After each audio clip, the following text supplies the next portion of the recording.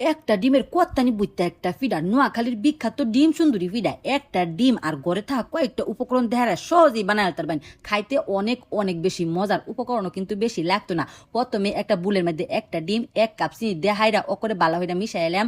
জাল হরা একটুখানি লিকুইড দুধ দেহাইরা ডিম দুধ চিনিটা অকরে বালা হইরা মিশাই হাইরা 1 বাটি চাইলের গুঁড়া, 1 বাটি ময়দা, একটুখানি বেকিং পাউডার, 1 কাপ গুঁড়া দুধ, একটা বাদাম অকরে সেচা আদা সেচা বানায় লাইছি। ওখানে হেতার লগে এড হইরা দেয়া দিলাম 1 কাপ দুধ দেহাইরা কাইটা গুলছি। পরবর্তীতে যদি আরেকটু লাগে আর একটু দেওয়া দেম। আমি কিন্তু কোনো রকম পানি ব্যবহার করছি না, দুধই ব্যবহার করছি। তবে আমরা যদি চাইন পানিও ব্যবহার করতে পারেন, তবে দুধটা দিলে ফিডাটা খাইতে অনেক অনেক বেশি ভালো লাগে। কাইটা গুলা শেষ হইলে আরেকটা বাড়ির মধ্যে 2টা ডিম 1 চিমটি লবণ দেহারা বালা হইরা গুলা লেছি। লড়া বয়া হাইরা নর্মালি যে বাজে হেবে ওই বাঁচি। প্রথমে 2টা ডিম বাঁচি, পরে দিয়ে বেশি বড় হয়ে গেছে, পরে একটা ডিম বাজে হাইরা একটা ডিম দেহারা ওই বানাইছি।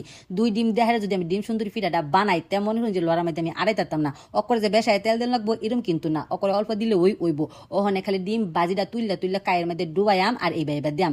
দেওয়ার সময় কিন্তু অবশ্যই সাবধানতা অবলম্বন করেন যে লড়ার মধ্যে দেওয়ার সময় কিন্তু তেলটা সিটটা সিটটা জায়গা দেখছি বলা। একটা ডিম দেহারা কত্তানি বুঝতে একটা ফিডা হয়েছে, যেই পর্যন্ত কাই না শেষ হবে সেই পর্যন্ত প্রসেসিং কিন্তু এইটা ওই চামচ দেহাইরা অকরে সুন্দর বা উল্টায় ফাল্টায় দিছি, বাস বাজা বাজা হয়ে গেছে। যে সময় ভিডিওটা এডিট করতেছিলাম পিঠা দেখে আবারও খাইবার মন লইছে। কি আর কইতাম, নোয়াখালীর বিখ্যাত ডিম সুন্দরী পিঠা আসলেই সুন্দরী পিঠা। করে থাকা কয়েকটা উপকরণ দেহাইরা যে সুম্বালা মল্ল সেই সুম্বালাই পিঠাটা বানায় আলতার মানে সেদ্রা বেটা কইতাছে নোয়াখালীর পিঠা বললা কথা, দেখতে যেরকম সুন্দর